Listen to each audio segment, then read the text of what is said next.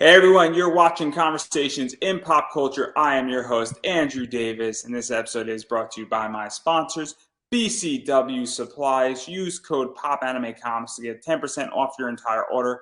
They do bags and boards, long boxes, card supplies, comic supplies, anything you need, they got you covered to protect your valuables, whether you're a comic collector, a card collector, or any type of ephemeral collector, paper collector, whatever you may be, coins, they got you covered there too. So obviously 10% off is a big deal. Use them.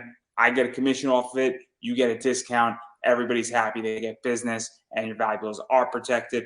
Also, I do have a very cool t-shirt that is up, and I do want to sell a bunch of these shirts. When I sell 20 of these shirts, I will be adding a new design, and it is of Amuro Ray. It is making fun of Taco Bell, the most interesting man in the world, Gundam, Fallout, and a few other things. So obviously buy my shirt. It's available in 16 different colors and in a mini skirt, which I absolutely approve. So please go and buy my shirt. 16 colors and a mini skirt, guys. You know, I just can't wait for somebody to wear it on a mini skirt. It's going to be fantastic. So obviously I'm not going to bore you with the rest of my sponsors here, as I have with me comic creator, writer, and artist Melvin Cartagena, I want to say. I probably got it wrong. Melvin Cartagena. So feel free to correct me with your last name, and welcome to the show. So it's Melvin Cartagena, but it's okay. The truth is, everybody struggles with that name. I always reference Cartagena, Colombia, you know, the city in Colombia. Or Cartagena, Spain, you know, so those two, like, maybe they give you an idea, but no worries. So a good night, Andrew. Thank you for inviting me. Thank you for having me over. Yeah, no, I am very, very happy to have you on. You supported my show. You've been on my comic book hangout. And obviously, we share mutual interests to some degree that we're not going to talk about, because you have a very interesting comic that I want to talk about instead, called The Plot. And so before we really get into it, there's a bunch of stuff I want to talk about it with it. What is the basic premise of the book for those hearing about it for the first time?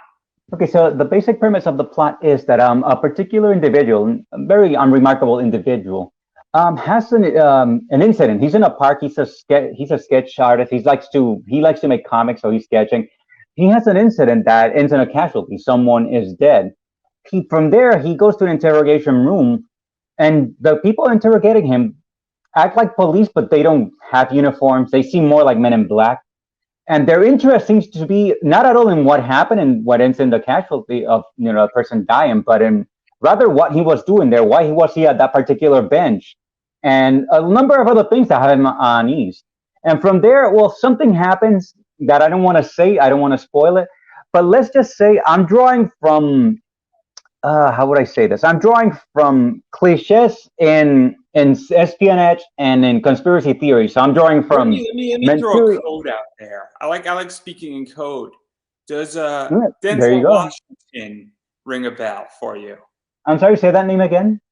Does Denzel Washington ring a bell? Oh, well, yeah, well, it does, but it's interesting too, because does Frank Sinatra ring a bell? Okay, then now you're getting closer to the source, because I'm referencing the original, not the remake, actually. So I'm referencing that. See, we're speaking in code here. Yes. You have to read The Plot to find out what we're talking about. Yes, which I think you will include the cut. You will include the link somewhere. It's in a Gumroad available as a free download. And that I'm just introducing the link up above everybody. It's all good. If you want to read it, you want to check out the book, we're going to talk about it. So yes, because we're going to talk in circular fashion. I want to dive into a little bit because, and I'm going to avoid certain things. Obviously, we have a very mundane character named Corman. And Corman is sort of writing a comic about an incident that occurred and a sleeper agent, and he's being interrogated to some degree by these weird men. And obviously, it's a very interesting book. And so where did this idea even come from, and even building out this book? Because it's very much a bare bones comic, but it's not bare bones in the concept of it, if that makes any sense. Yeah, it's not broad, but it's deep, I guess. It's sort of deep. It goes deep into some ideas that I've always been fascinated about. Like, I have a fascination with secret agents, with espionage. I have from not so much now, but Cold War espionage. I found that those stories fascinating, like The Eye of the Needle, all these things. I've always loved that, the whole idea of like someone who is pretending to be someone else, and they have become so good at it that they become the other person. They kind of forget who they actually are. So that's one trope that I'm very fascinated with, that I explore a little bit here. I explore one trope that is more associated with UFOs.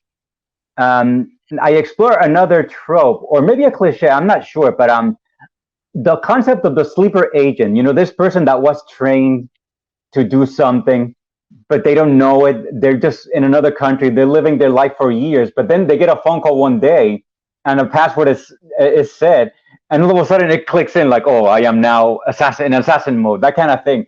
So, and I think that's been debunked, but I still find that very fascinating. I love that. Like anything involving, I guess, paranoia and the mind and the pliability of the mind, I find that stuff fascinating. So I kind of mix all these things into a thriller that I'm going to say it's very standard towards the end, but the build up to that is a little bit unconventional because it consists of an interrogation that is very long. I'm sorry, say that again. So let's kind of talk about it. And let's set the stage a little bit, because what's really interesting about your book is that we have a very mundane character, and we have an interrogation that's taking place, and then we have things that are referenced. And so what was this like really building out Corman? Because Corman, who's being interrogated in this room, we don't know why he's being interrogated. It's very confusing why he's being interrogated in this story. And obviously we find out that he's former military, he's out on disability, he has a part-time job. And what was this like really creating him? Because he's just sort of the everyday average man. And what Yeah. was building him out? Because he does have military training, but obviously he's a disabled veteran at this point. And so what was this like? Because that's what's fascinating really about this story, is that we have an everyday average guy. Yeah, he is average also, and I guess I like the idea of like putting an angle in the military. Like he has his military background, which comes in. It's convenient. You could say it's convenient for something that happens later on in the book, so it gives him that advantage. But also, I'm not saying it, but I'm hinting something happened while he was in service, where he, as he states at one point during the interrogation, he gets blackouts that he cannot account for, and one of the interrogators even addresses that, like how he has these blackouts and he loses chunks of time, which I understand that's a thing that actually happens to people. So once again, it starts going more into the paranormal, into the UFO paranormal stuff. But like whenever, if you ever watch like the UFO abduction stories, one common thing that comes up over and over is how they lose track of time. It seems like only a little bit of time passed, but it turns out they've been gone for hours. In some cases, they've been gone for days. It turns out they were declared missing. The police was looking for them. Their family was looking for them. So I like that aspect. And again, it's both something that is exciting and it's terrifying. Like if that were happening to me, I'd be terrified. Like what happens during this time? Like how does this happen? How do you make that stop? Can you stop it at all? Can you make that, stop that, losing chunks of your time like that? So to me, that's both exciting and terrifying. So I wanted to explore that a little bit, the idea of just losing yourself, losing your consciousness to the point that you don't remember where you were for X amount of time. I find that just so scary and so exciting. So I was like, well, let me look at it from a layman's point of view, because I didn't really research that. Again, I'm using more pop culture and what I call psychocultural debris. This stuff that is just forever circulating in pop culture but doesn't go away, like aliens, like certain conspiracy theories, like trends come and go, but these things, they've been with us forever, it seems, and they're still with us. And if anything, we live in a time where they're even more with us now, like conspiracy, where people are reading conspiracy into everything. We seem to be more and more into that now. So I'm going from that. I didn't do research as so much as just pick from the air, pick from here and there, all these little things that are in the air that are circulating right now. I just kind of glutted them together into this thriller.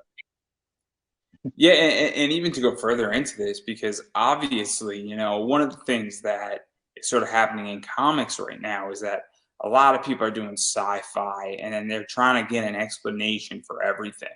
And I think that's one of the things that I like about your book. And obviously, I read it. You can pick it up and read it. It's available for people who want to read it. And we're going to get into sort of the pricing of that in a second, or not a second, in about 10 to 15 minutes here. But what was that like, that saying, look, we're not focusing on necessarily the hard science of this, but we're focusing on more the social aspect of it. and the integration and the interrogation. And okay, you have this problem, but this person wound up dead, because I think that's something that people get really messed up in stories right now, is that what story are we telling? Are we telling the story about why you have a blackout?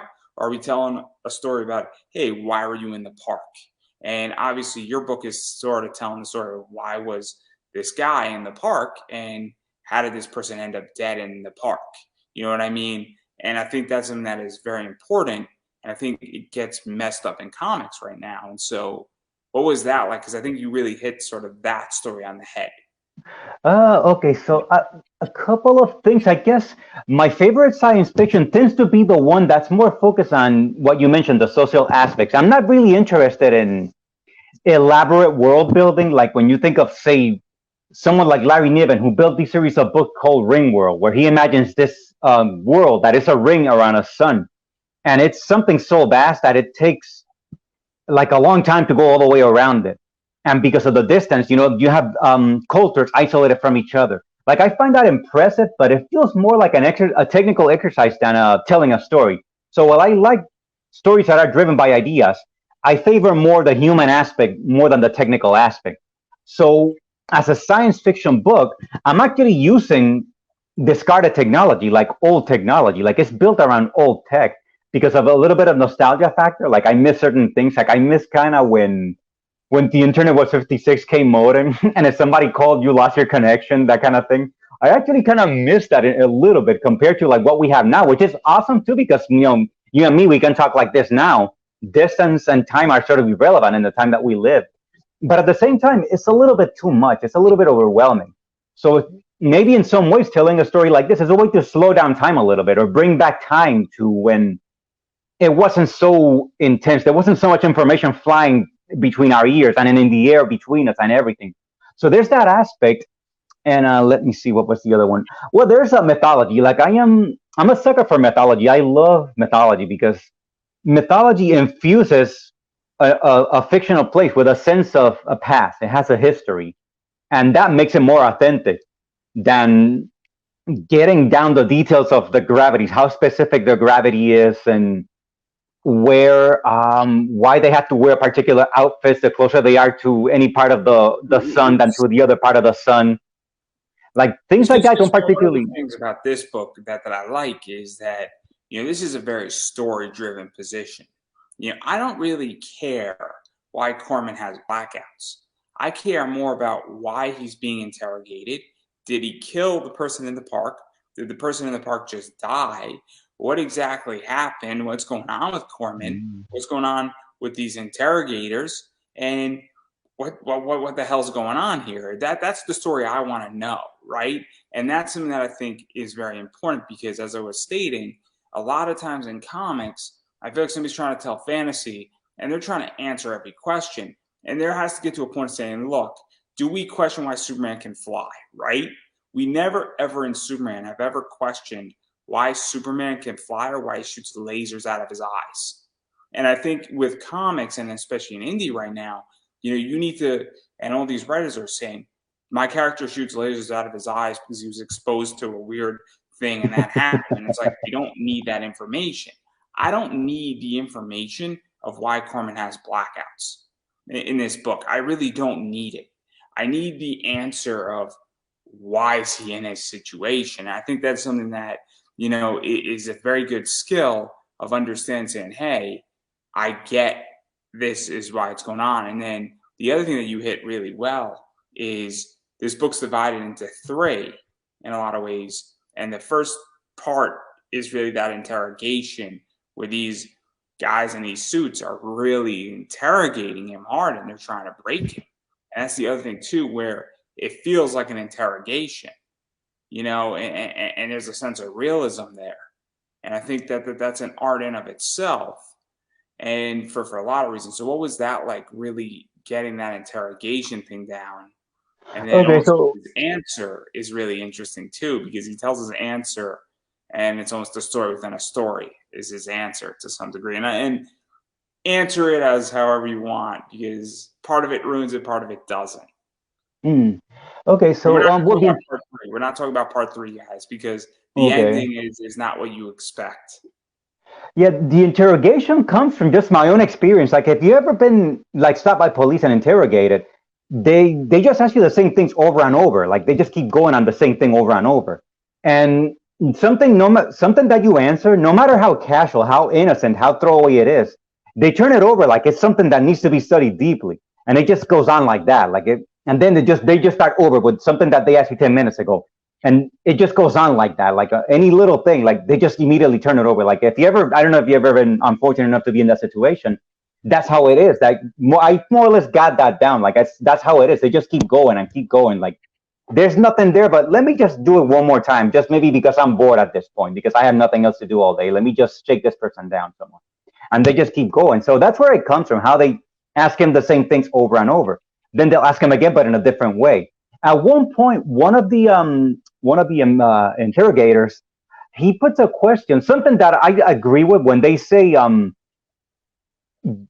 through simple repetition, you realize you know more than you think you do, which is true. Like when you're like walking down a street or something, like a busy street, immediately you don't capture a lot of detail, but like later on, if you're relaxing, you do realize you actually picked up a lot of detail, or rather your subconscious, like indirectly you picked up a lot of detail. It's just consciously you're looking for a store, or you're looking to meet a friend, or that's what's on the front of your mind. But as you're going through that, you're picking up a lot of information. It's just that you're not registering it consciously.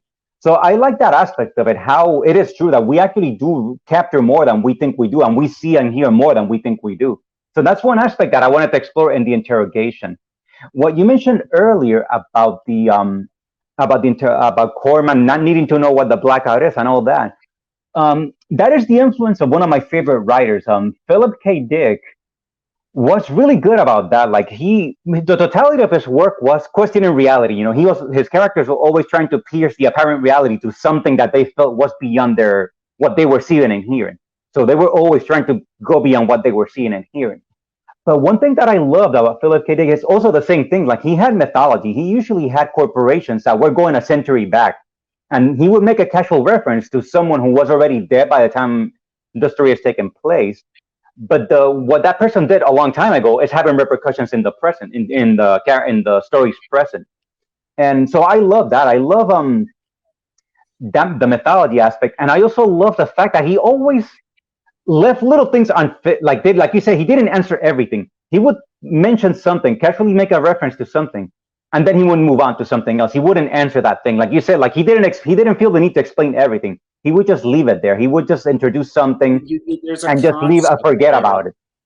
Yeah. There's a concept in stories where, look, I don't need to know everything, and also sometimes you just want the little detail, but you don't want that detail explored because that detail gives context. It's kind of like in pinball where you have a bunch of bumpers. You don't have to hit every single bumper, but it's sometimes nice to have a bumper in play.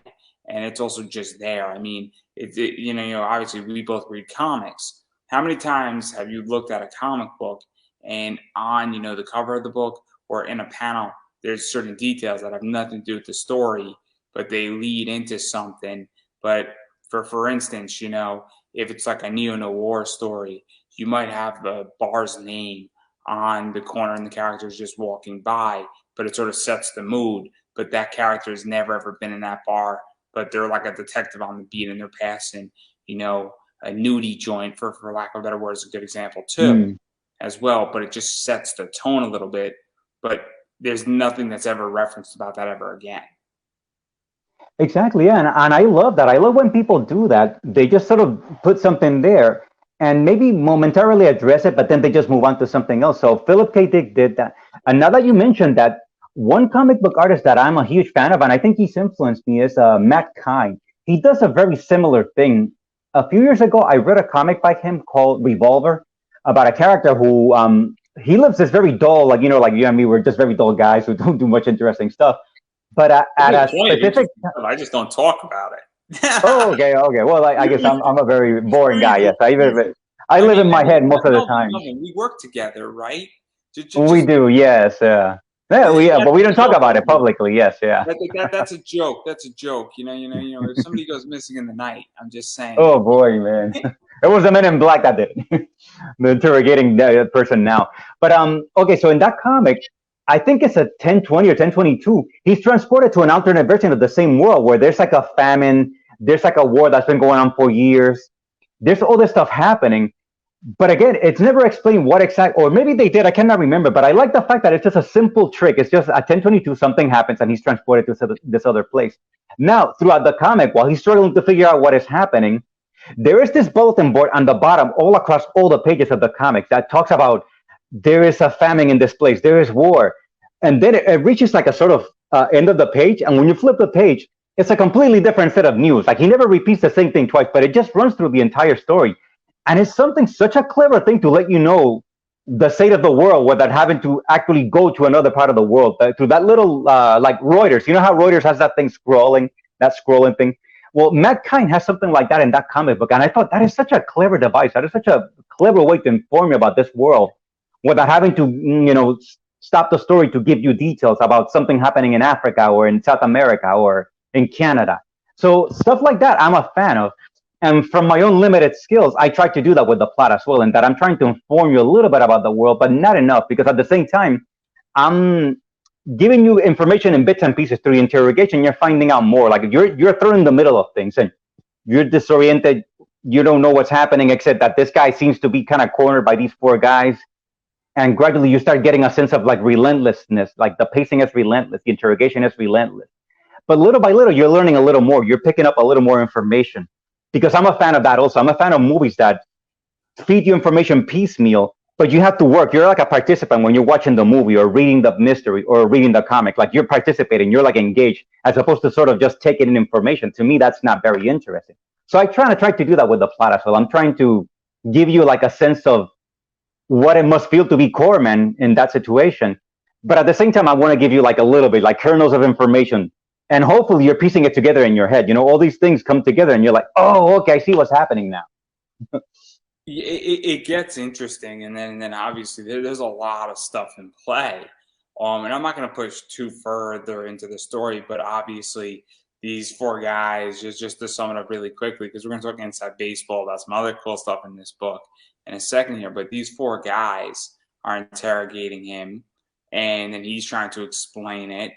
And he doesn't have answers, and you could sense that they're trying to break him. They're saying, hey, repeat what you told us, and then they're asking further questions, and it's like you can tell the guy's getting beat up, and you can tell that the men in suits are getting a little exhausted too, and then he's explaining the story in another way. And obviously part 3 kind of concludes all of it, and I'm purposely being vague because I might know what's going on and where this book is going with what happens, but you might not know what happens because things get very, very, very interesting in part 3.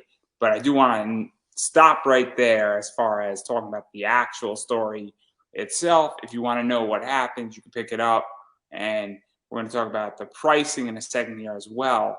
But I do want to talk about the actual artwork in the book because it does set the tone in a lot of ways. And it has very much a pencil, almost sketch feel to it. I don't know if this thing was inked or if it's straight up pencils. It's obviously black and gray. And so what was this like? Because this is a very unique style. And it almost feels like, you know, it feels like neo-noir. And it feels like it was almost downgraded in art purposely, if that makes any sense. No, you'd be right. Actually, that's pretty impressive that you got all that again. I find this interesting too because when you're making these things, you're making it in a vacuum, and you're feeling, oh man, this is awesome, this is so cool. And then you start putting it together, and then you start putting it out there, and then you're like, oh man, like when it's time for it's time for the market, for the world to decide. It's like all of a sudden it's like, oh, you're not so sure anymore. So this is very encouraging. You know, like when you do things in a vacuum and you realize it's appreciation.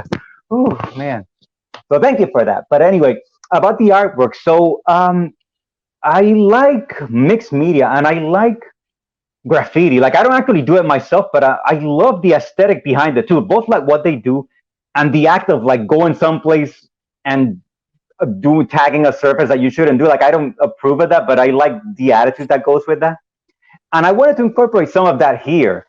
And then as I start getting further into this, into making comics, up until I made this, I made short pieces, like a short little essay, like a little, like a 12-page appreciation for the Beastie Boys, little things like that.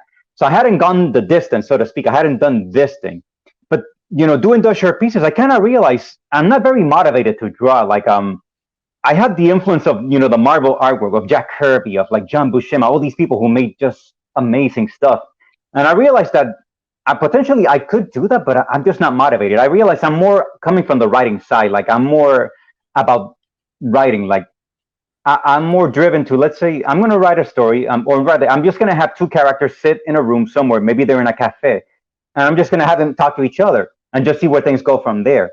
The idea of like drawing, I realize doesn't appeal to me. But on one hand, I'm like, well, I still want to make comics. So I dig a little more. I start reading stuff outside of the mainstream. I start reading stuff outside of Marvel, and I discover certain people like Jim Mahfood. I don't know if you ever heard of Jim Mahfood. He goes by Food One. He has a style that is very cartoony, very loose. Like, he doesn't really fix things. He goes with the mistakes he makes. And I had a chance to talk to him in 2018. He was at Boston Comic Con, and he told me a little bit about the style. And the style evolved when he started going to conventions. He had a table. He started getting known, and people wanted, like, they had requests, and the line started getting longer. The line of people wanting something from him. So he had to kind of speed things up and not think so much about it. And in doing that, he kind of discovered this visual style that is very distinctly his.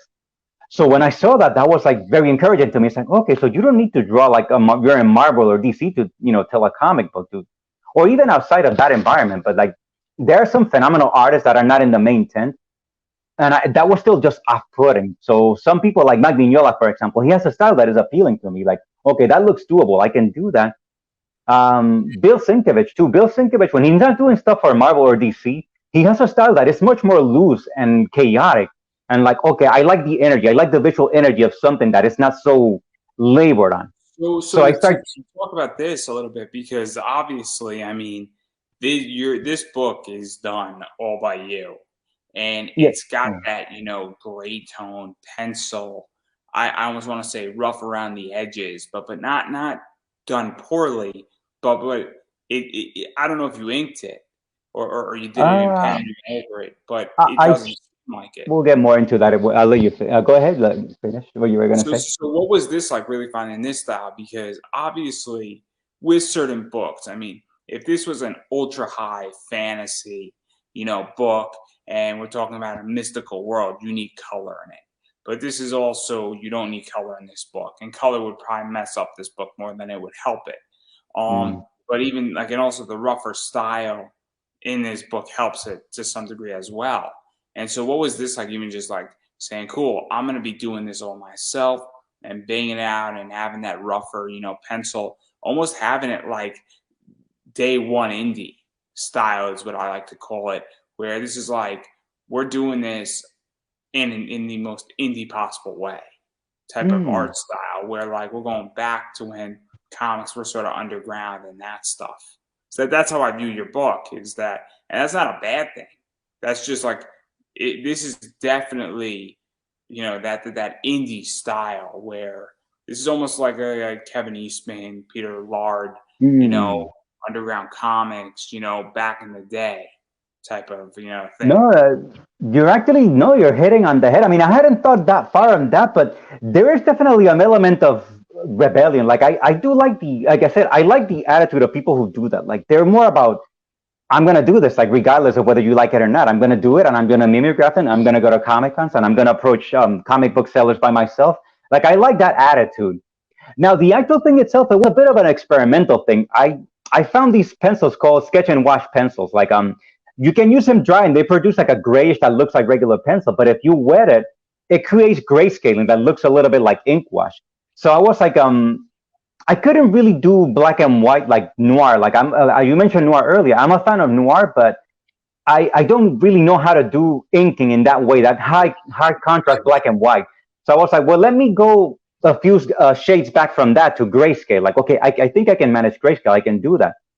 And I cannot remember exactly how I made the decision to just pencil it and then just use the sketch and wash, and then just with a brush, just kind of create that gray shading. But what I liked about it that made it a lot of fun and almost sexual, I would say in a way, is after I was done with that, after I did all that, I would go over. No, actually, no, I'm sorry. First, I would do the pencil. I would do the figures in pencil, everything in pencil. Then I took gesso. I took this really opaque white gesso, and I would just coat the sheet of artwork. And what gesso does is it gives it like a rough texture, almost like approaching canvas, makes it very rough, like a rough texture. Then I would start applying the sketch and wash pencil and the wet brush, because then what that did is it made the paper thicker, it made it more resistant. So I used like a cheap mixed media paper. I think it might have been Canson mixed media, like like the most affordable paper that I could find and still have some quality. And it was like a discovery. Like when I did that, I realized that it gave me so much more leeway to do stuff with it. Like it made the page more resistant. So I started doing things. And what I meant by sexual is that I discovered that my style, there's a lot of tactileness to it. Like when I was done with it, it was very enjoyable to run my finger. Enjoyable thing about that. I know that sounds weird, but I saw a quote by Frank Miller somewhere. He said inking is sexy. So I was like, okay, I kind of get where he's coming from when he made that statement. So it was something about that. There was something tactile about it that I found very appealing. And the roughness also is my aesthetic as well. I don't like things when they're very clean and polished. That's where my Twitter handle comes from. My Twitter handle is Robopulp. The Robo part comes from science fiction, which is my favorite genre. The pulp part comes from classic pulp fiction, and you're like Black Mass Magazine, Argosy. Like these are the publications from the 30s and 40s that are known as pulp magazine. And this is also where you started seeing Dashiell Hammett start publishing the stories of the Continental Op, which led to Red Harvest, a novel that is considered to be very influential. Like all the crime fiction that you read in the present, you can almost trace it back to that novel, to Red Harvest. Raymond Chandler with Philip Marlowe, those stories first started appearing in those magazines. So I like that. I like that rough, like aesthetic. And essentially what I'm doing is I'm combining science fiction and crime fiction or noir. And I think that tension, that sort of dynamic tension is what I'm doing. That my genre is that sort of commingling of those two. So essentially that was it. It was exciting. It was just, wow, like I like how this feels. Let me keep going with this. And originally the story had no words. It was just images and action. And then lockdown happened, and I thought I didn't have enough, but I started looking at the artwork again, and I'm like, I don't know. I have something happened after the first few weeks of lockdown. Something happened in my brain that I looked at the artwork again that was from maybe 6 or 7 months ago, and I'm like, I have something here. Wait a minute. I have something. Let me push this further. Is Men in Black behind you? No. You keep looking behind you. You seem nervous. It's like, what? It wasn't me.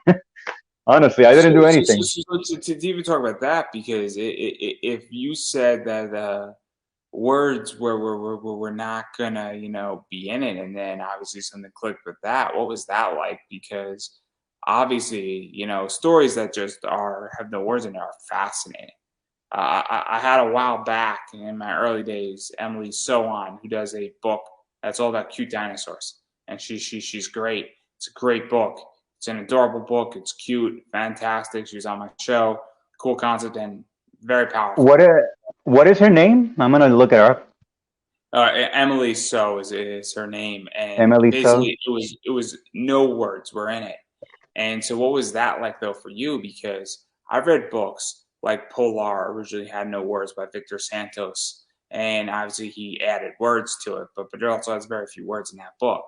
So what was that like to say, hey, I now need to add words, and how did that even change some of the artwork and that stuff? I think that's fascinating, because obviously dialogue does change things.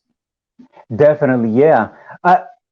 Initially, it was the same thing. I like also comics that have no words. I remember reading Peter Cooper's The System. Really cool comic that shows how corruption and law enforcement sort of work together, but it's like just action. Like there's just things happening.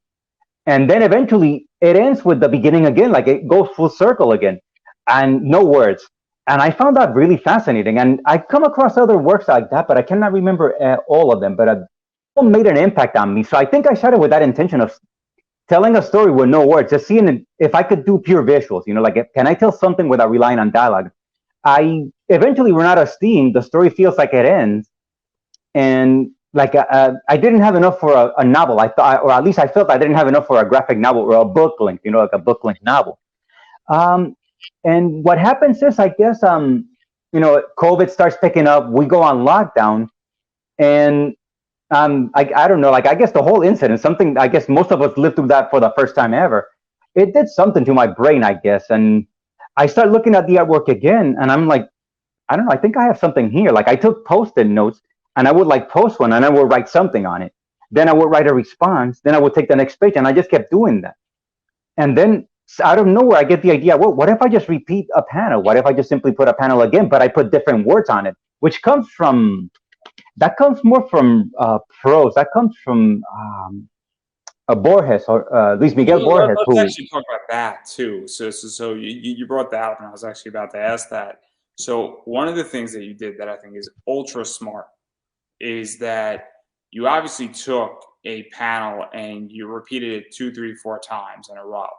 But what you did is that you changed that to dialogue. And one of the things is that it's obviously an interrogation scene. And I think this is ultra smart for a lot of reasons. Obviously you're the artist on this book, you're the writer, you're the whole show. So the issue wasn't money per se, but if you are not the artist, the issue can be money. And so if you have the ability to repeat the same page 3 or 4 times, pretty much you don't have to pay your artist for that page 3 or 4 times. One sport, or it might be a reduced rate. So that's one reason why on a smart position, or furthermore, even if you are paying your artist for the page, it's time. Because if you have a book that has 100 pages and you're repeating, 10 pages over and over again, all of a sudden what happens and you're changing out words, that means your book can be completed 10 times faster, essentially, because 10% of your book is already done and the guy only drew it once, and time is money. And for you, it's probably more time, but where did that idea even come from? Because I think people can pull a page out of your book, no pun intended here, to say, wait a second, I can figure out how to write a book economically. And I can write a book where if I have a bunch of scenes, I don't have to keep changing the scene. I could keep the scene the same with a bunch of pages and change the dialogue. And I think that's something that people really need to pay attention to, because people whine and complain about comics being expensive. And this is one way around it, I feel. There is definitely an element of that. Like in my particular case, it wasn't so much skimping money.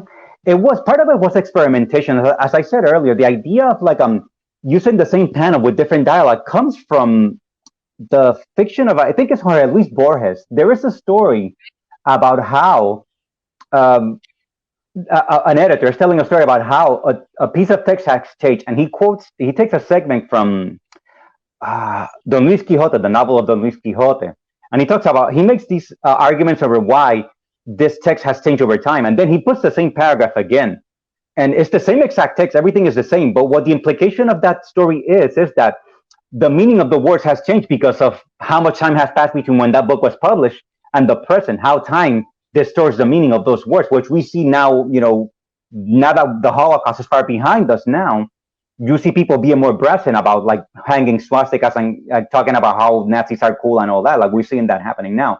In my particular case was that little segment of what Borges did in that story. I wanted to experiment. I wanted to see how far can I do this before people start getting bored. There was that argument of, I want to keep you reading, I want to keep you watching. But at the same time, like, how far can I push this? How far can I take this? So it's a little bit of experimentation. And then there's also exploring tech, because I made this on separate sheets of paper. Then I cropped them individually in different sizes. And using Canva, I started actually putting together the actual book. I found that they had a comic strip part. Like there was, in fact, a template. So I just actually took that template, removed all the artwork from it, and just started pasting my own artwork and putting the bubbles and all that. So that was exciting. It was just this interdynamic of like exploring this app, this program, and exploring a literary trick, and like, can I take this thing that is meant for prose, for words on paper, to this visual medium. Because what I find dynamic about comics is their dynamism. Comics, you can literally do anything. There's really no limit to what you can do with comics. You can do a very straightforward action adventure, like in the style of Marvel, very dynamic and poses and all that. But you can have a very quiet, thoughtful little story as well that happens.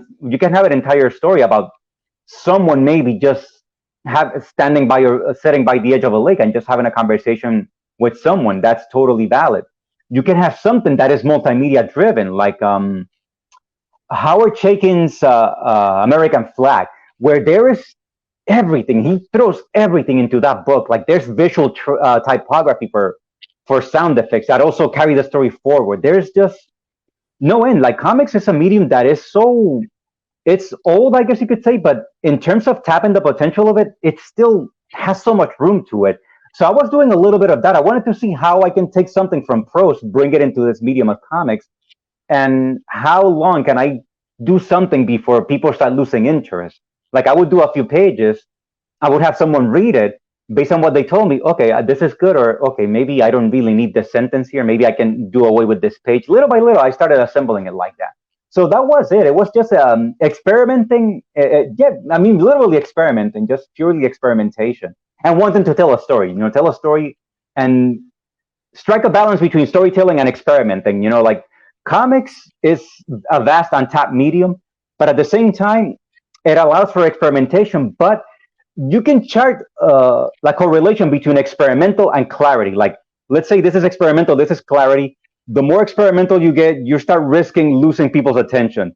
Maybe too much clarity maybe makes the comic dull. So I was trying to scare that middle. I was trying to get that diagonal where I'm like, I'm entertaining you, I'm giving you information, but I'm also shaking your expectations a little bit. Yeah, and to even talk about that, because obviously comics are an experimental field by definition. And obviously, I mean, you experimented a lot with this, where you obviously experimented on the art style, giving texture to it, also telling the story the way you told the story. And obviously, part 3 is dealing with that. You also experimented, obviously, with how you even built it and putting things up and cutting certain things and even building a page. And I think this is something that people in comics, I find that a lot of people are experimenting with writing. And look, I mean, there are a bunch of good books and there are a bunch of bad books out there right now. And I think the writing experimentation is actually right where it needs to be. And people are pushing ideas, but I also think people are getting stale with their writing experimentations. But I feel like the art, and I think art in general has gotten a lot better. I think art has gotten more real. I think the levels of what can be done in a comic book as far as art has evolved massively in the last 5 years. But I also feel like people are somewhat scared to go and push out a book. And I mean, I'm curious as to why you think that is, where I think a lot of people on the art level are playing it somewhat safe in the middle of the road. I really do. And I think it's a real problem in a lot of ways. And I think the talent's there. I just think people are terrified to sort of step out. And I'm curious because I haven't exactly produced a book. I'm not an artist. I'm not a writer yet, as far as I'm published in comics. But I think the writing, as I stated, is already experimented. But I think the art hasn't caught up. And I'm curious, given that you were experimenting a lot with your book, why do you feel that is? I guess primarily I'm gonna say it's the current cultural situation, to put it bluntly, cancel culture, where if, let's say, you get the attention of a big publisher, you have something, they want it, but there's something that they might find offensive, or rather their readers might find offensive, and they're worried about the backlash, about how suddenly, all these groups are gonna start coming down on the publisher. Like you're publishing, I'm not saying that is specific racism, or you're publishing something that is anti-Jew or anti-Black, or you're publishing something that is degrading to women. And this is very vague. These things are not specific, but because people are, businesses are so afraid of being canceled, they don't even take the chance. They will not even have the discussion because there isn't even room to have a discussion. It's just they come down on you like an avalanche, and before you know it, you lost your livelihood. If you're someone who depends on making comics for a living to support your family and such, that source is just gone because the publisher might just drop you. If you're an artist or if you're a comic book artist creator, and let's say you depend on getting your books published, and you're dropped suddenly, it's like, okay, what the hell? What do I do? Like, and what is it they're talking about? I don't see that in the pages. But there's never a discussion. It's just done. You're dropped like immediately. So I think that might be it. I think that's primarily because I see it not just in comics, but literally across all entertainment. We're seeing that in movies right now. We saw that very recently with the Amber Heard Johnny Depp trial. How Johnny Depp when this thing picked up speed, when this thing kind of came into public, he was dropped like immediately. The studios just dropped him. They wanted nothing to do with him, and now they're doing like a sort of makeup gesture to him. But before that, it was Roseanne Arnold. Before that, like we've seen that in movies and entertainment, like how this is happening. So I think that is probably the first and foremost, like this fear of just literally losing your livelihood. So that is probably the one. But because I'm not in that space, I'm not really with in a contract with any publisher. I was just kind of being driven by where the story was taking me, and I don't think it's controversial. Again, between what I perceive and what these people perceive how to be controversial or offensive is nebulous. It's a very gray area. But I guess I don't have that fear because I'm not with a publisher. I'm not in any business contract or anything like that. So I just simply went with it. And I think a lot of people who are innovators, like you said, people who want to push the boundaries, who want to take this medium and see how far it can go, they're probably online. They have a web comic where they don't have to, go through the cost of publishing a book and then risking not selling it, and where they can just learn how to work the platforms, work the social media platforms, learn marketing or work with a marketing person, which is something that I'm interested in learning about, how to connect people to this comic book that I made, that I'm sure they like it, but they don't know that it's there. So that's where they are. The innovators are probably on the edges because they're literally pushing. They're like on the fringes and they're pushing and they're pushing.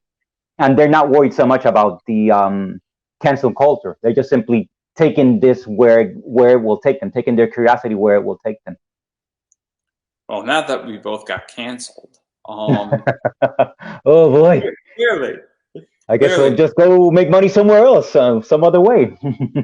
But I mean, it's weird because I just find that the art itself isn't, being pushed. And I even just think, and I don't really know why. I don't even think it's offensive things. I think that's part of it. I am thinking with writing that's part of it. But I also think that, people right now in comics are also scared to say, hey, let me lay out, $5,000 for an idea, rather when they want to say, hey, look, I want to stick with X. And I think that's also part of it too, is that I think money, and I think that, it's expensive. And I also think that the majority of people in comics are, and we're not going to get into this hopefully too much, but I think a lot of people in Kickstarter, they're barely making their goal, and they're not making a hell of a lot of money. And so I don't think they can afford to necessarily go and have an experimentation because, and I think your circumstance is different where you're the artist and the writer.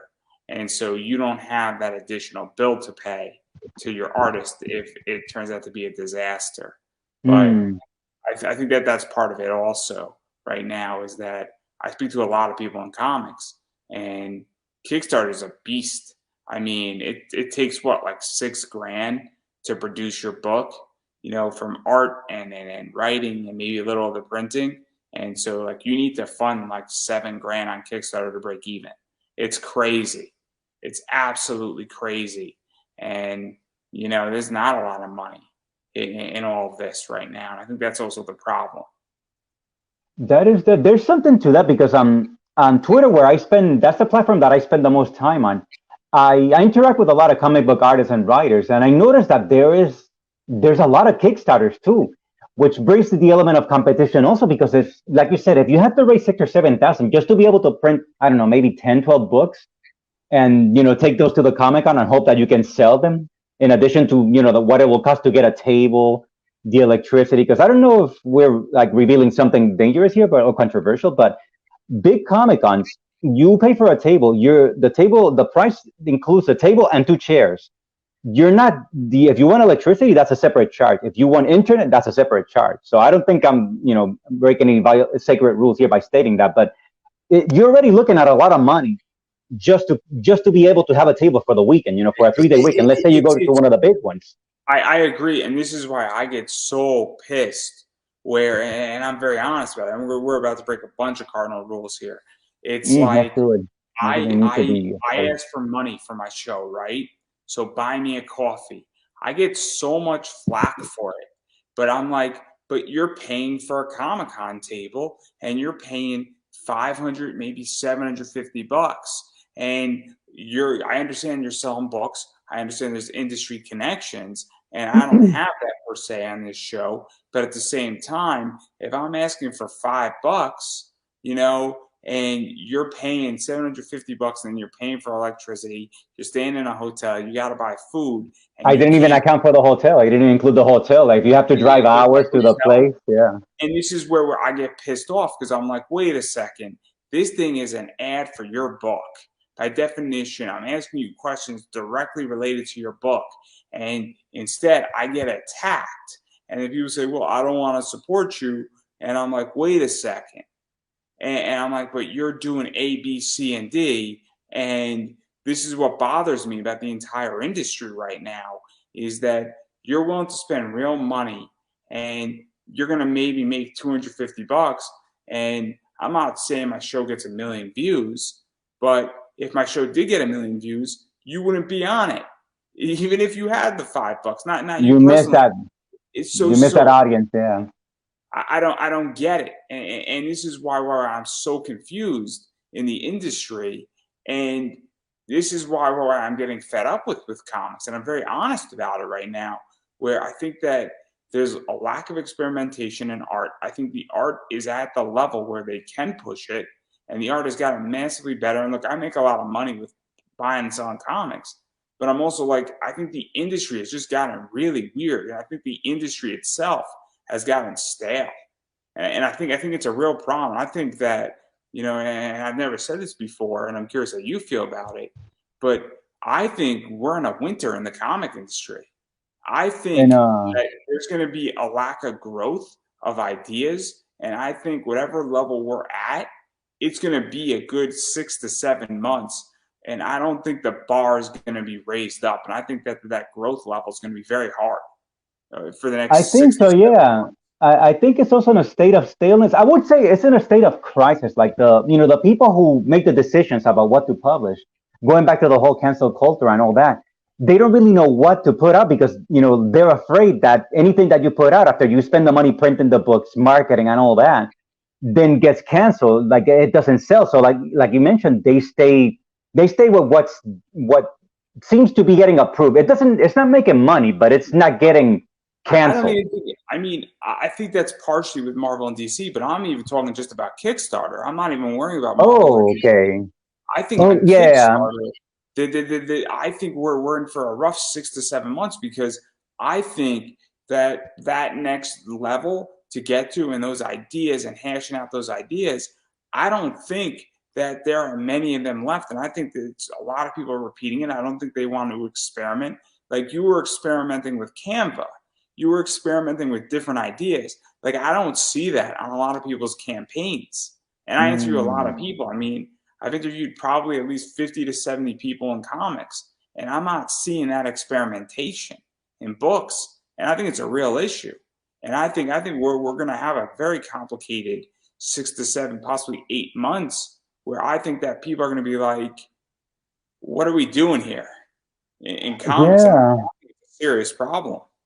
Yeah, I think it's like you said, like, because that experimentation is not there. They're maybe aiming. It's almost like they're doing a comic book according to, like, if they were looking for trending, like if they were doing a Google search for whatever's trending, that's what they're going to make, because they can put that on an SEO on their website, or they can put that on an SEO for their Kickstarter. But as you point out, that's causing this glut of Kickstarters that are pretty much the same thing, like I like to help out, I like to donate, but like, I like to put the idea forward that I'm helping something that is more dangerous than fun, I guess. Like, I want something that will get people talking, like, will get people pausing, like, what is this? Like, think in your life when you read a short story or a novel or a comic book that you were like, what the fuck is this? Like, what am I looking at? Like, it's something that made you pause and take notice. Like, this thing is off the charts. This is like, this makes the genre feel new again. This makes the format of comics feel new and fresh. I want that. But as I said, I'm looking at on Twitter where that's where I'm most active. And it's just Kickstarter after Kickstarter, and they all look the same. They all look the same. So it's like, let me ask you a question, because I'm going to ask you a question about that. Okay, go ahead. What do you think is the same about them? Because I have my opinions, but I'm curious about your opinions because I spend time on Twitter too. What are you seeing a lot of? Why they look the same, and what is actually being pushed out? Because I can tell you what I think, but I'm curious what you think. Okay. Well, what I see, again, this is an impression just from looking at scrolling on Twitter, is pseudo superhero. It doesn't quite look like Marvel, but in some way or other, it vaguely looks super heroic. It has the traditional outfit of the superhero. The proportions are super heroic. And it's almost the same story. Like, I think the ones that are different are the horror ones, like horror or something action. Like, I'm looking at one right now starring the character is female and it's black and white. So that caught my attention. The fact that the visual style is different and it seems to have violence, it seems to have action, but everything else is almost like you're buying a post, like you're buying the cover. You know how like Marvel covers are like that's what I'm seeing when you look at the Kickstarter. I'm seeing that. So it's almost like they're selling you that thing. And it's like, well, it's kind of like Marvel, but not quite. It's Marvel, but it's not quite like that's the impression that I'm getting. That it's just they're doing something that seems to be doing really well, not just in comics but in the MCU as well. Maybe they're creating something, but they're thinking beyond the comic book into possibly a series, in a streaming service, or maybe a movie. Like maybe they're thinking that far ahead. They're thinking of like ancillary rights. They're thinking of franchises. They're thinking of things. Instead of saying, I'm going to tell the story and I'm going to make the story the best story that I can tell about this particular thing. See, what I'm seeing right now, and look, I'm in this space as an investor, but not an indie, is I'm seeing a lot of bad girl art coming out. And I'm seeing a lot of people doing certain covers with certain artists. Everybody's booking those artists, and all of those covers seem the same. And that's what I'm seeing. I'm not seeing anything with story. And look, this art is good, but I'm like, this art is not, there's 14 other covers that look the same. And I'm not seeing anything different. And those covers are going to do well.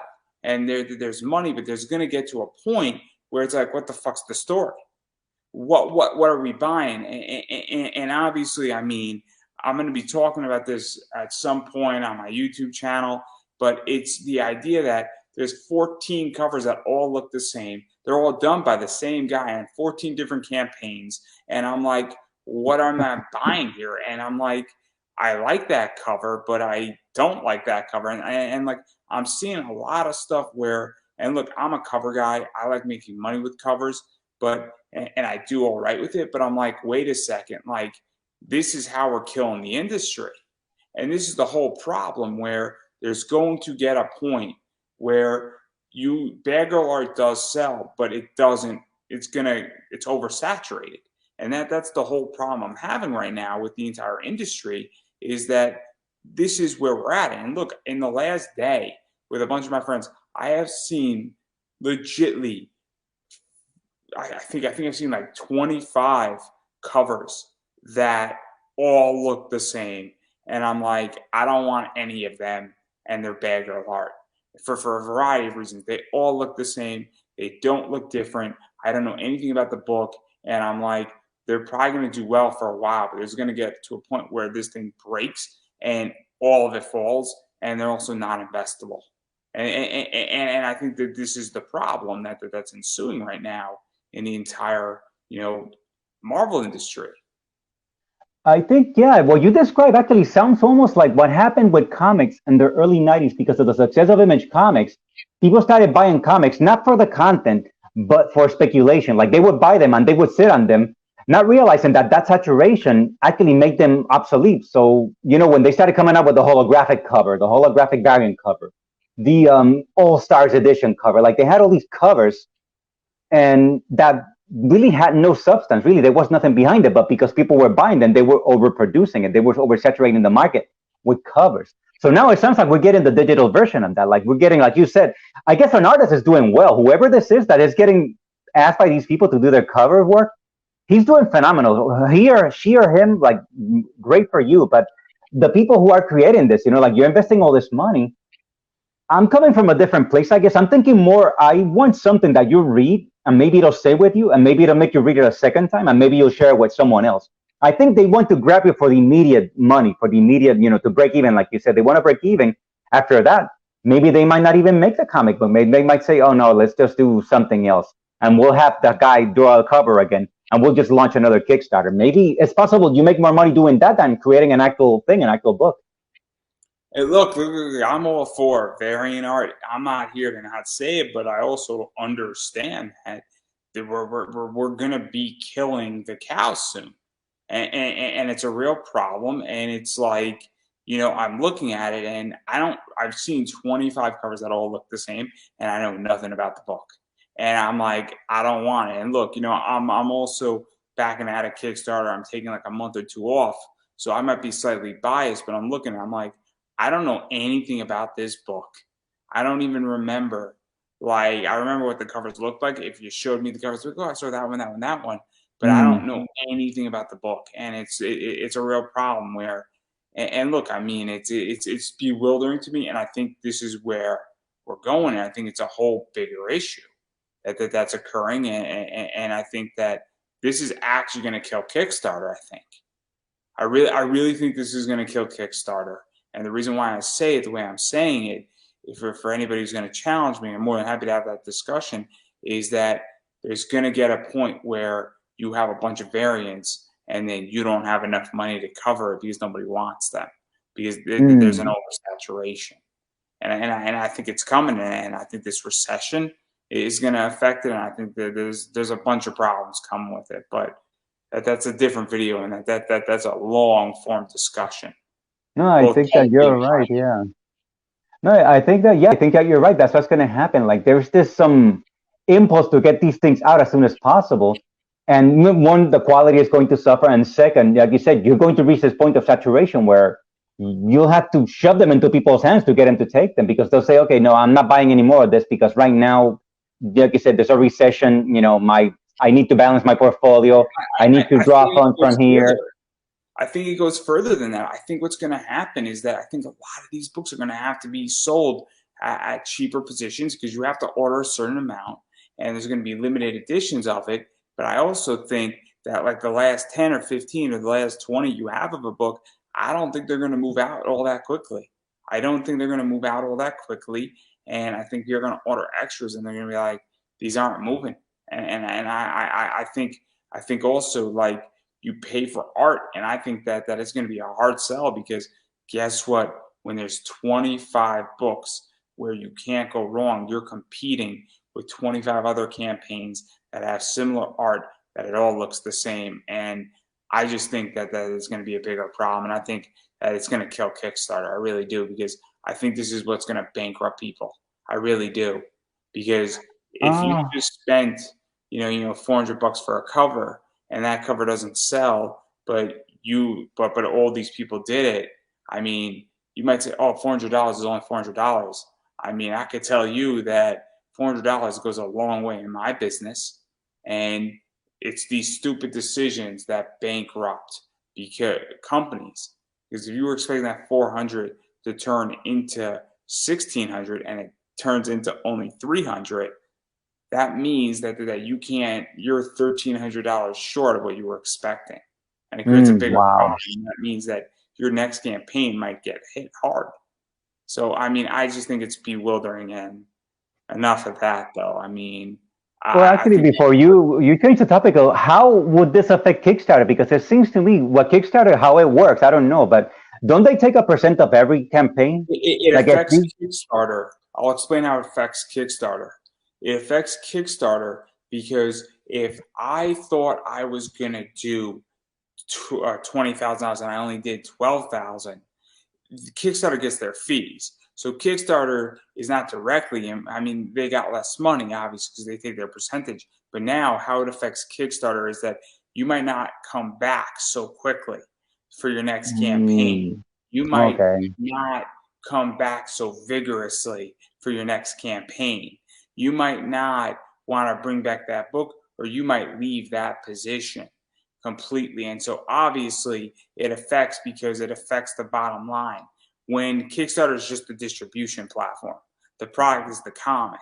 So if you had a variant that failed, or you have multiple variants that failed, and you were expecting to do more, it's going to naturally affect the underlying product and Kickstarter's distribution. So if I have a comic book, and I'm putting it out on Kickstarter, and it didn't do as well, that's going to affect how I retool, how I position it, how I function. And it also, people also, if you need $9,000 to get your artwork and fund your book, and you found the $6,000 to start your comic, and you basically, that's your startup money, and then you're recouping it for the next issue, but you only did 7, you're not going to put out your second issue so quickly, because you didn't raise enough capital. And that's the other thing, how this all works. So if you are looking to do 20 and then you don't hit that 20, you might not get your third issue out for 6. If you were trying to do it every 4 months, it might take you another 2 months, which affects Kickstarter, because that means that they're not collecting 3 times a year. They might be collecting 2 times a year. Okay, I see. Okay, I understand now. I see. Yeah. Well, I don't know. I guess whoever runs Kickstarter, I wonder if they're thinking of that. Like maybe they're running numbers and seeing it, long term, or even like you said, that within the next 6 to 8 months, are they looking at some data, maybe taking steps? Because I was in a discussion you had a few weeks ago where we discussed that, because Kickstarter changed the terms of agreement to, I guess, accommodate not explaining what happened when you collected your final take on after their fee and all that. They were changing the terms of service to something that you and I guess on some members of the debate felt that it would affect them as creators.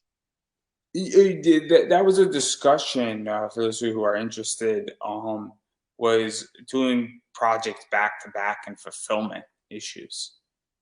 Which has always been a problem on Kickstarter. It's a problem on Indiegogo. It's a problem anytime you outlay money for Project X, and you have to wait a certain amount of time. And obviously, I'm a big proponent that I don't think you should be able to run projects back to back.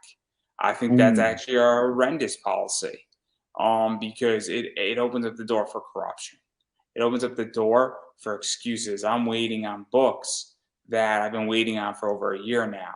And look, things happen, and I'm not here to punish people, and I understand it's a big business, but I don't think you should be able to run your campaign until you fulfill.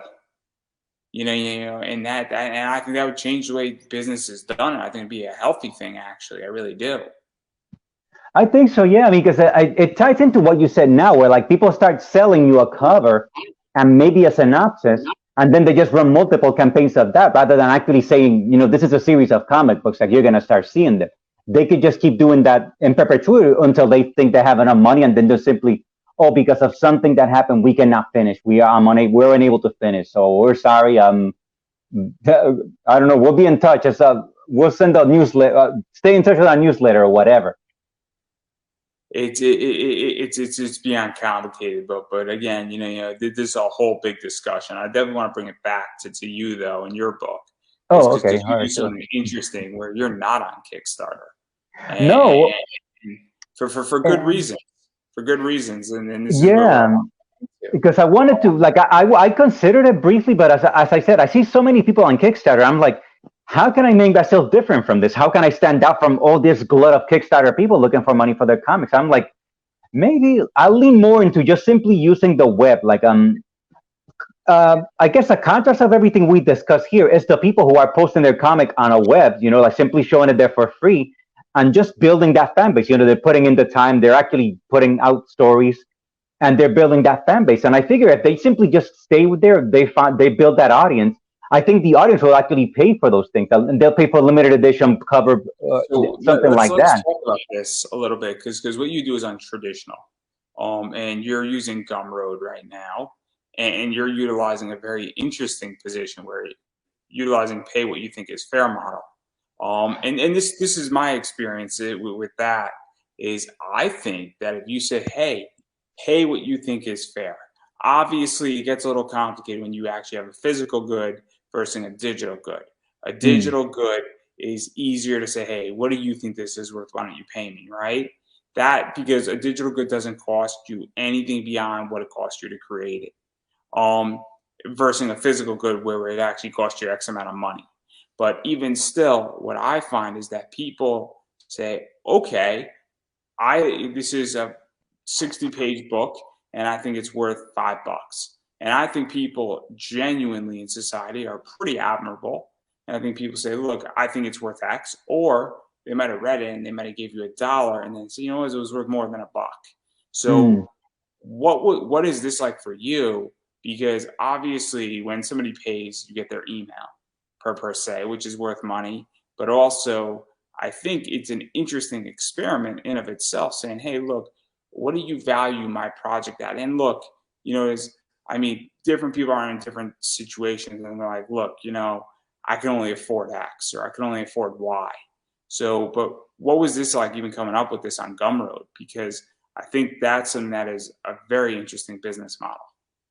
Yeah, like I said, I'm doing that because first of all, I'm not so interested in selling the comic as I am in building an email list, and part of it has to do with that. I don't really consider myself a cartoonist per se, like a comic book artist writer, as so much as a writer who makes comics. So I'm more interested in exploring storytelling across a variety of media. So I started with a comic because that was the easiest thing for me to do. But I'm interested in filmmaking also. I'm interested in web series. I'm interested in audio drama. I'm interested in all these other forms of storytelling that are now fairly easy to do. The technology allows us to do this. Like you and I could create something like that, just working, you and your part of the world, me and my part of the world. We could create something that way. So it's more about collecting, putting a fan base together who will be enjoying what I do, like the particular stories that I'm bringing that I'm creating, which is science fiction and incorporating noir. Like those two things create the genre that I exist in. So it's more about that. So I was like, you know what, do that because the opposite would be like I anticipate a lot of stress and frustration if I were to go the route of the Kickstarter. And second, because I don't really know how to use the platforms. I don't really know how to take advantage of the social media platforms, which is one of the things that I guess is why I started doing these things, reaching out to podcasters and people like that, because I want to pick their brains, the people who have become successful at it. I want to hear their stories. Like, how did you get to where you are today? How did you eventually build the fan base that supports you now? Because I'm interested in doing a similar thing. So I just took it at that sense. I took it. I don't know anything. I know nothing. So let's just start small, start simple and accessible, and just keep building on that, rather than dive into something that is overwhelming and it's going to give me stress and it's going to cause me headaches and frustration when the deadline passes and I'm only like 1% of the goal. Or like no, like let's not do that. Especially now that I see so many Kickstarters, I see so many people doing that. I'm like, let me go in the opposite direction of that. So it's a little frustrating in the sense that it's not consistent. I'll have like a series of downloads for 1 week, but then for 1 week I have nothing. Then a few downloads the next week. So I'm very interested in, how can I make this consistent? How can I keep the downloads in a fairly consistent basis? Not in the hundreds of thousands, but a steady trickle of downloads every week. I'm very interested in learning that and talking to people who do branding, social media marketing, and things like that. Because what I think is interesting is that I'm a big proponent of the idea of saying, look, and this is what I want with this show is I want to say, hey, look, I would love to have a free model. And then if somebody finds value and they felt that, hey, this interview was really good, let me throw you some money here. And I tried doing that. I really did. And it really didn't work Mm. where and some people did, some people didn't. And some people were very supportive and others were not. And so it's a real issue, I think, where I think, it's tricky to figure out how to get people to pay for your work, how to get people to respect your work, and respect and pay are not the same per se, but it's a very complicated issue. And I think though that at least with this and I mean I would do it with my comic class, but I feel like people would take advantage of it. And so that's why I'm so fascinated about what you're doing because you're giving away. If somebody doesn't want to pay for a 127-page graphic novel, I mean, they could simply download it by, the email, but at least you're getting their email, Mm. and that's important of itself. So, I mean, that's why I'm so fascinated by this because I actually think it's a solution. I was having a guest on before you and they want to give their comic digitally away for free. So and I made the recommendation for them to do this, and hopefully he's watching. And I said, hey, maybe you should set it up like this, because you're going to give your book away for free anyway, digitally. Why wouldn't you want, maybe somebody's going to throw you $3 for it and say, hey, I view it as X. And so, obviously, I think this is a very interesting model in that front. And I think it's also somewhat of the future, where you're like, hey, look, if I'm interested in building an email list, and also I don't have a problem giving my book away for free, but if somebody wants to say, hey, look, I appreciate what you've done, that's how I want to view this show. Like, I would love obviously I want to cover my bills with this show. There's no question about it. But if people were to say, hey, look, I get it. You need money. Thanks for the interview. Here's $10. At the end of it, I would not be running a Kickstarter. If people were actually altruistic and appreciated it, and I think that's where this gets complicated in comics right now, is that there's people who are building a business, and there's people like you who say, look, right now I'm not building a business, but I do need the economic support. Yeah, exactly. Yeah, it's and I really have no answer for that, because like I said, this is a new area for me. Like, this is, I feel, where I failed in the past. Like, I've written screenplays, I've done short films, but it's always the issue. Okay, now that the thing is done, now what? Like, I usually that's usually where I choke, at that stage where now you got to put it out there, and you want people to pay for it, or at least engage in a meaningful way. And that's the part that I really don't know anything about. That's the part that I'm just not sure of what to do. Like, this is suggested donation, but I'm like, well, instead, if you like the comic book, share the link. Like, bring a friend into it. Let's go into this and bring our world together. The other possibility is, maybe there are people who are in the same place as me, who want to do things, but they're not finding solid people to work with. Like I said, I wanted to make a independent film for a long time, like just a bunch of people getting together, pooling their resources, and just making it, just like again, guerrilla style, independent style. But I haven't found people like that. So, well, maybe this way I will find them. Maybe they are people who, like me, they want to do things, but they don't have solid people to work with. Maybe this is one way to do that. Let's just simply put this thing out there. I made this, but I'm interested in other media. I'm interested in other forms of storytelling, audio, filmmaking, web series. If you're interested, if you're in the same position as me, let's talk about this. Maybe we can do something together and amplify our reach by working together. That's how I'm going with it. It's an issue. I think you know what it is. I think you nailed something perfectly. It's something that I talk about, and I'm having a real issue where it's just, if you want to come on my show, you got to bring something to the table. You being a guest is not good enough anymore. I mean, I appreciate people being a guest. Don't get me wrong, but guess what? I legitly, if I post today up on my Facebook wall and in 5 Facebook groups, I could book the rest of the year in about an hour if I wanted to. 3 interviews in comics without any money. It's not anymore about that. What it is, and I don't say that to brag, anybody in this industry can do it.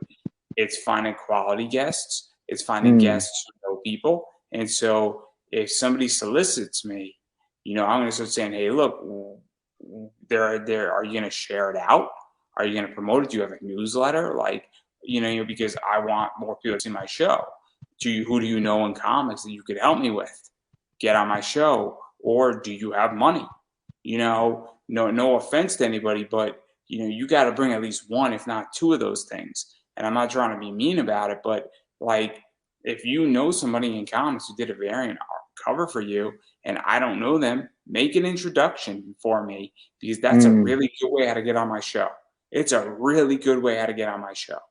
And if somebody brings me an artist and, oh yeah, I know him, he's my best friend, and I think that's a big issue that's having in comics right now, is that that connection. And I think that and I think a bunch of people are like you, that they just want to create, because in the Kickstarter world, it's very interesting, where there are people who are saying, look, I like this as a hobby, and it's a self-sustaining hobby, and I'm not looking to make millions of dollars off of this. And then there's people who are running it like a business, and this is a business to me, in which that it serves a lot of purposes, and I'm trying to make it that it produces me X amount of money per year, or that there's enough stuff somewhere 10 years down the road where I could sell the backlog content to like a podcasting company and license it out. So, there's a lot of potential with this because it's a lot of IP. I agree with you. Yeah, like it's not just to simply be on a podcast, but like you said, bring value. Like it feels like that expression gets overused, but that's really what it comes down to. Like, go there and bring something. If, like you said, bring maybe another artist, bring some. If not, try to give something that makes your podcast memorable, makes it memorable. So it is true. No, definitely bringing value to it. And what you mentioned Introduce me about to somebody. It's a exactly. great saying. Introduce me to somebody. And look, I understand that people don't have necessarily connections. And look, I know a lot of people in comics, but guess what? If you have an artist, introduce me to your artist. You got a newsletter. Boom. If you're running a Kickstarter, put my interview at the bottom of the Kickstarter for sake. I mean, Yes. you could embed a YouTube video, by the way, and an interview into a Kickstarter that it actually plays while because I've done it. I actually did an interview with somebody and I put it before the link was going up there, essentially the YouTube thing, and boom, this way when the interview was done it was already processed into my Kickstarter for Tristan Thompson, or TriStar, he's Oh, going by. okay. Well, So everybody got and saw that thing on my Kickstarter 5 days before. And if you click the link, there was a countdown. And then when the interview was done, boom. So congratulations. If you're on my show and I'm interviewing you, you got a Kickstarter, you could put it at the bottom of the page. You could say, hey, I was interviewed by so-and-so. And you could embed it into the bottom of the Kickstarter. That's bringing value. And I think it's a real problem. I really do. In it this sounds like community. you could almost make a part of your interview the Kickstarter pitch. Like you could actually take a few seconds to talk about your Kickstarter in your show itself, and actually maybe take that and put it on the top of the Kickstarter where you put in the pitch to the comic book or whatever it is. It sounds almost like you could do This that. entire show is about people's comics, and it gives people an ability to promote themselves, introduce themselves, and it's permanent. And I just don't get it. Why, people feel like it should be free. I don't get it. It's You're getting a permanent advertisement is really what you're getting. And you might say, oh, there's only 5 views on this, or there's only 200 views, and other shows have bigger views. And that's true. But again, you should be paying those shows too. well, would that show even be willing to see him? That show, maybe they're getting like professionals, they're getting people in the industry, and it's like, who are you? Like, I don't really have time for you. I'm booked all the way into like October and November. I'm sorry. Try me in January of next year. Like, they might say something like that. But it's That like you're willing happens to all listen the to them, time. you know? That happens all the time. Why do you think people hit up a bunch of shows? Because guess what? A lot of shows get booked up. And I am very reactionary as a show, where my week plans, like, so today is Thursday. I started planning next week yesterday. So, Wow. You so, really, so yeah, solid. I mean, legitly, I plan. Usually, I finish up on Wednesdays now, and I start planning the next week, Tuesday and Wednesday. Get planned that Wednesday that I finish up. So I do 2 Wow. interviews on my Wednesday usually, and after 10:30, that's when the next week gets planned for Tuesday and Wednesday. So we're talking Yeah. a 5 to 6 day turnaround time. That's why my show, that's why people hit me up. It's bewildering, but I digress. This interview is not about me, and it's turning into that clearly. Well, I find that interesting though, because you're exposing me to a side of this thing. Like, I want to also make this a business, but I need to talk to people to get started. I need to get into that I'm business side of things. agitated today. Huh? Yeah, I'm a little agitated today That's with okay. No, we people. can talk another Yeah, day. No, but like I realized that's the part of the reason why I'm doing this, because I need to talk to people outside of my little bubble, because I'm not learning. I'm not taking new information. I'm not taking new information that can help me make new decisions. I also think just the industry has gotten weird in the last few weeks. I Mm. really think in the last 3 months that there's been a change, and maybe it's me. I don't know, but since January and since I launched my campaign, and I was speaking to somebody, and I don't think he's gonna mind me. I'm not gonna say who it was, but he was saying when I started to not give my information out for free, people started to not talk to me, and I think Mm. that's a really good way to put it. Where I've now started to say, wait a second, I gotta start looking at people. I gotta start thinking about who should belong on my show. I have to start thinking about who's been good to me, who's been bad to me, and I think that's a real issue where you've obviously been nice to me.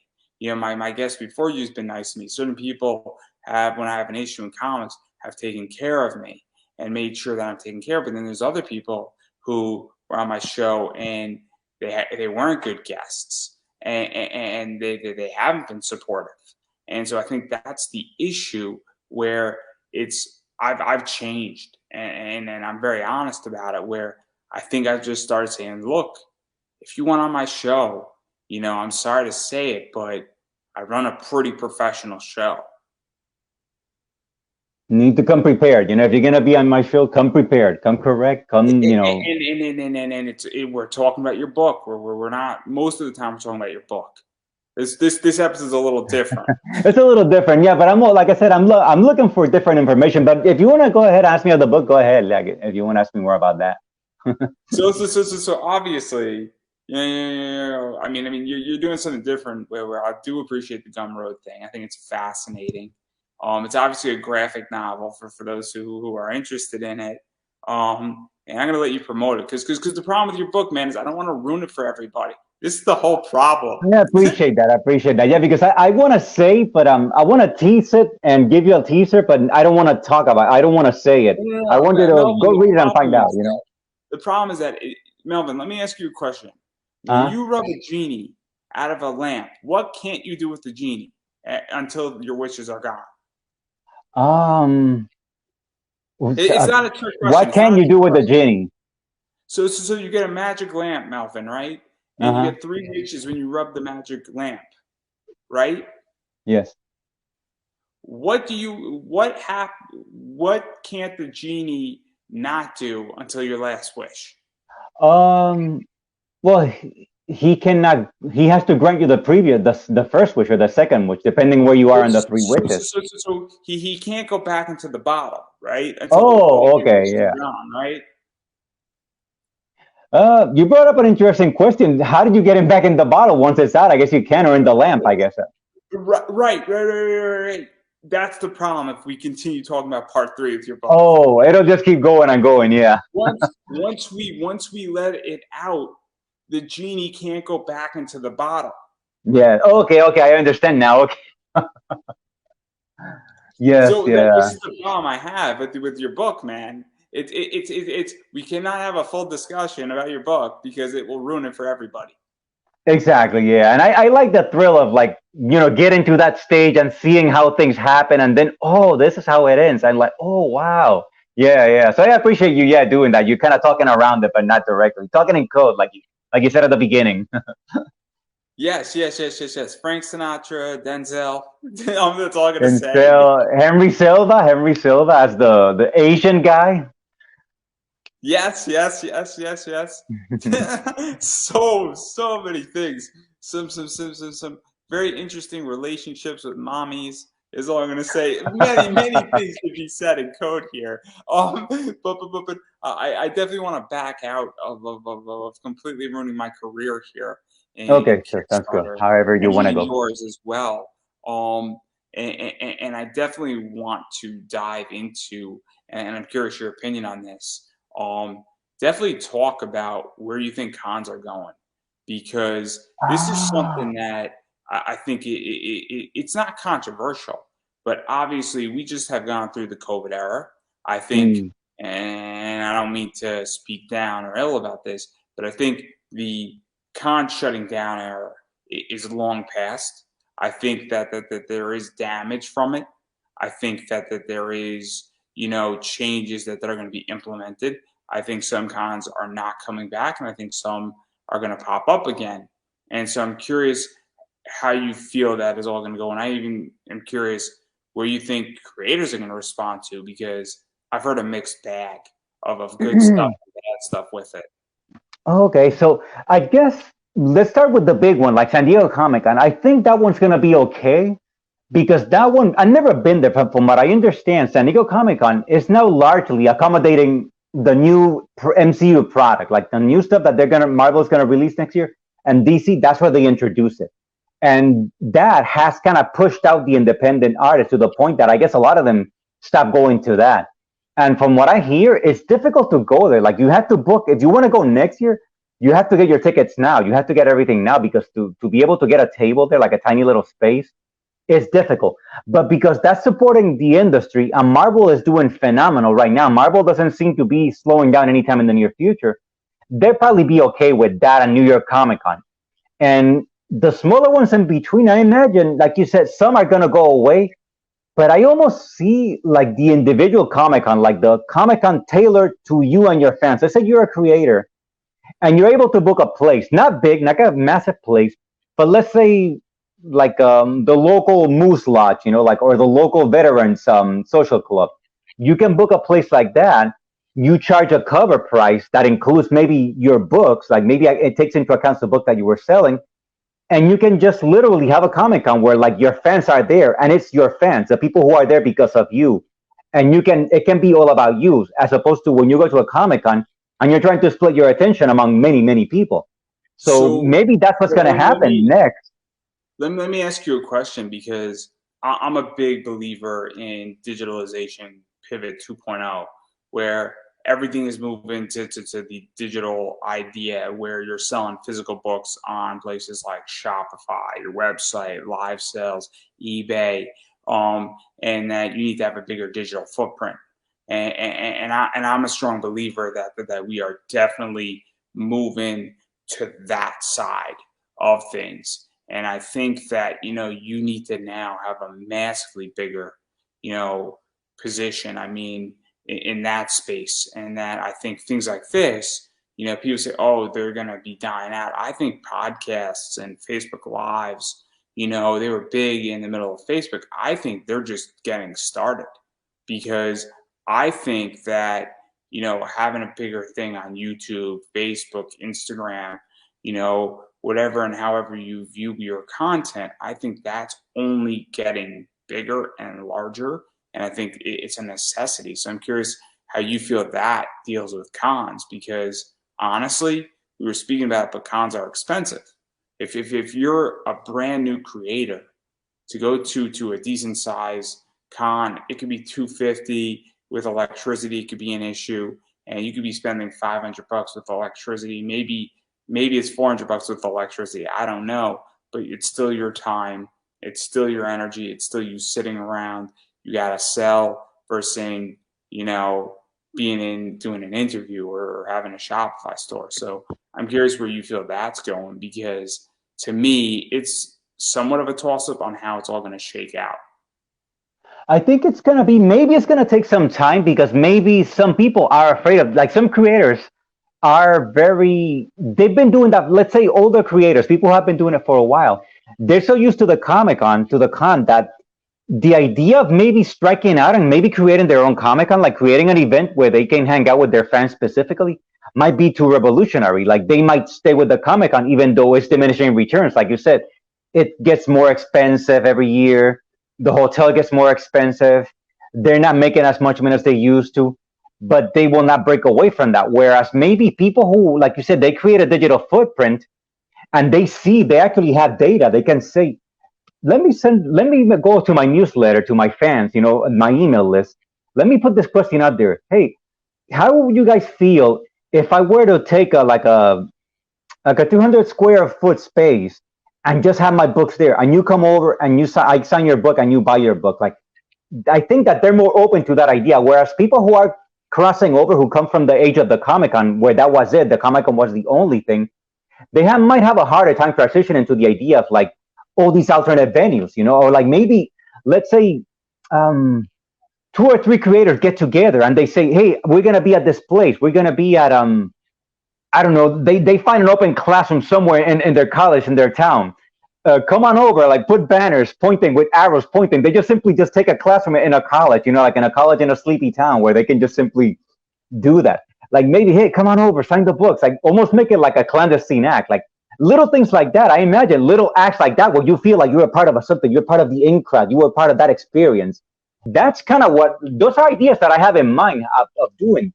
Because the Comic Con, I'm going to try to tell you this as briefly as possible. In 2019, the year before pandemic happened, on impulse, I decided to get a table at Boston Comic Con. I do that. It's really expensive to get a table, get the electricity, get all that. It wasn't very far. I was taking the train. I print out a bunch of mini comics of the short pieces that I've done up until that point because, like, I want the experience. Like, I want that. Like, I want to do that. I want to be there. I want to interact with people. I do it Friday night. The event opens. Literally nothing happens. Friday night it's over. Like nothing. But I was like, it's cool. Like tomorrow, it's the first day. It'll be better tomorrow. I go back Saturday. I'm there all day. I talk to some people. Like the whole day goes by. I sold nothing. Like literally nothing. I didn't sell a thing. At this point now, I didn't even want to come back on Sunday. But I was like, I pay for the table. Just go there anyways. Who knows? Maybe things will turn around. I go Sunday again. It ends a little earlier Sunday. But literally the whole weekend went by. I sold nothing. Like I sold this. I sold nothing. And that just sent me into first it made me depressed. It bummed me out. But then like after, that initial self-pity period passed, I realized it's just my own fault. Like I can't blame this on anybody because first of all, I didn't tell people that I was going to be there. And when I dug deeper into that, I realized that the reason was I didn't really want to tell people. I didn't want to fully own the whole thing. I didn't want to yeah, I'm going to be here. Come on over. I have these mini comics. Come on, sign them. I was kind of embarrassed about the idea of doing that. I was like, to quote Seth Godin, I didn't want to be on the hook. I wanted to just sort of be there, but not fully own the experience of being there. And that's the incident that sent me into where I am now talking to you. It made me realize I need to be more scientific about this. I need to have a plan. I need to have a method. I need a system. So let's start with the fact that I don't really have a comic book. All I have is just short pieces. You need a book. You need something book-linked.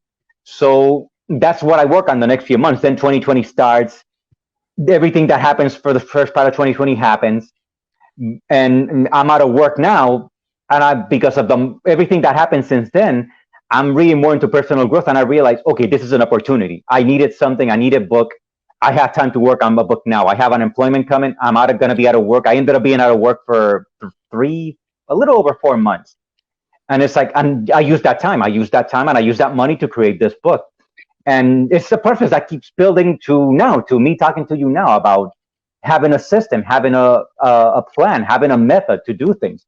So as much as it sucks, it's something that sent me on the right path. It got me thinking the right way about this. And I don't know if I answered your question or not, but the incident made me realize Comic Cons are expensive. Comic Cons are very expensive, and I don't recommend that unless you have an audience in place already. The way I view it is that it all goes back to risk tolerance. It all goes back to ideas of what you want to do. It also all goes back to how you want to allocate your capital. So I like allocating my capital slightly different. One of the things is that obviously when I run, if I have a book in mind that I want to do, but I'm just stabilizing my economics first, which I think is the smartest thing to do. But I'm probably not going to do Comic Cons because I'm probably going to want to do things more like just move it all over to my eBay business. And then I will make a direct sale to my eBay business off of the Kickstarter. One business will pay another, and then I'll distribute it through eBay, Facebook, and run it through that side of things. Because to me, it's just how I would like to allocate the capital. I'd rather be on a bunch of people's shows. I'd rather pay for Facebook ads. And I think that's really what it all comes down to, where I don't think that I think connections are very easy to make now. I think it's not that hard to make connections. I think, honestly, it's an email away. Today, I've legitimately shot 20 emails to people. Picking up the phone, it's not that hard. And so that's how I view things, is that I just think it comes back to allocation of capital and time. And I think that there's going to be a generation that says, I like hanging out with people, but I also am running a business.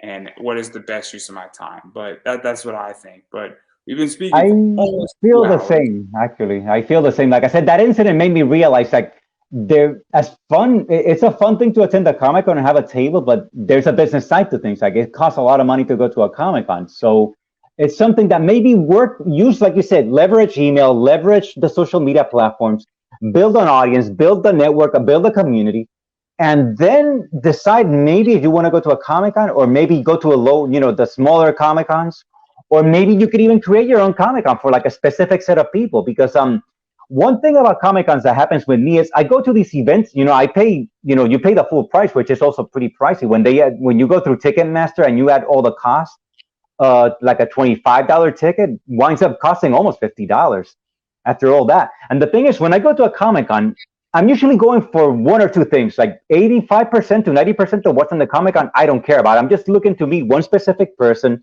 maybe two or three specific people, and that's it. Like after I'm done that, I buy some collectibles and I'm done.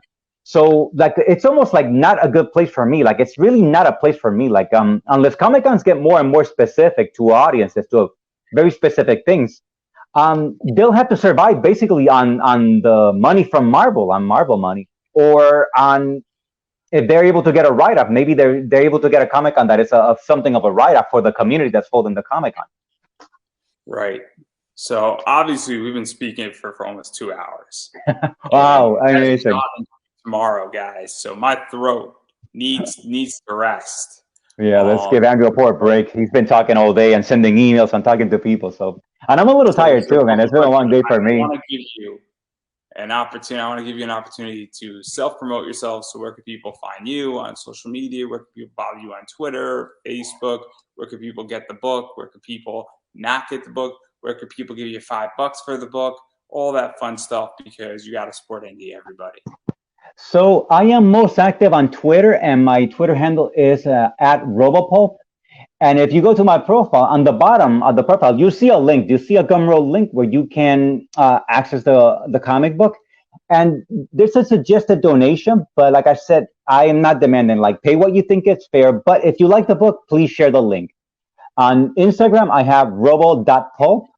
And the same thing, there's a link to the comic book there. And I created a TikTok recently where it's Robopulp, but instead of two O's, there's 2 zeros. And I also have a link there. That's a new one. I'm not really sure if I'll even keep it because I don't understand TikTok. It seems like a bizarre thing to me. But it seems to be doing well for some people. So I'll give it a try because it's fairly easy to post. It's not time consuming to post there. So those are the 3 that I have. I have a Facebook page, but I don't really do anything with it. So, and I'm barely there. So Twitter is really the platform where if you want to get in touch with me, say hi. That's where you can find me, Robopulp. That's my most popular one. That's where I live almost there on Twitter. Yeah, I'm just going to keep saying it. You got to support indie. And what that means is you got to buy people when they have indie projects. You got to donate to their indie projects. Obviously, Melvin's got a project. You could pay what you think is fair, but you should give $1 at least, if not more. But again, everybody's in tough situations, so I get it. If you can, okay, I want to read the book. I get it, but you really should support because it does go a long way. Even if you can't afford to give money because, well, you're scared about what's going on. One of the things that I recommend is that you do share the link out there. You share it to a friend, you put it in all these Facebook groups, you put it on your wall, you tweet about it. All that stuff matters because it does help let more people know about this book, and that's very important. So that's something to keep in mind as well. So those are really 2 things as far as I'm concerned about me. Obviously, all my social media is down below. I'm Pop Anime Comics on Twitter, Facebook, Instagram. I do have an email list. You could sign up on Facebook. I rarely shoot out messages. It's just time. That's all it is. I'm somewhat lazy. There you go. But I do have some other stuff coming out. Obviously, BCW supplies, 10% off. Use code Pop Anime Comics. Save yourself some money on bags and boards. Also, I do have this Gundam t-shirt out there. So go buy that. 16 colors in a mini skirt as well. So go support that. I'll be very happy if somebody wants to put that picture on a mini skirt. I think it'll be hilariously funny. You can pick any color you want. Any color you want on it. I'm totally cool with it. I just think it's cool. And then obviously I got some coming out on October 5th of this year. It's a big deal, and I'm very, very excited for it. And more information will be known about it. You will see me doing a bunch of rounds as we get closer to it on a lot of different shows, on a lot of different components. If you want to know more about it, you could DM me and hit me up. More than happy to give you some privy information on it. October 5th, though, it's going to be a fun day and something that everybody needs. So on that note, that's all I got. Also, you could buy me a coffee if you want to support this show. It means a lot to me. It goes a long way. I greatly appreciate it. And on that note, I'm going to give you the final word. Well, thank you so much for having me on, Andrew. Have a good night, everyone. Yeah, have a good night, everybody. That's all I got too. So, We good night, both everybody. Thanks for long sticking night. around. Thanks for the people commenting, and that's a wrap. Yes. Bye.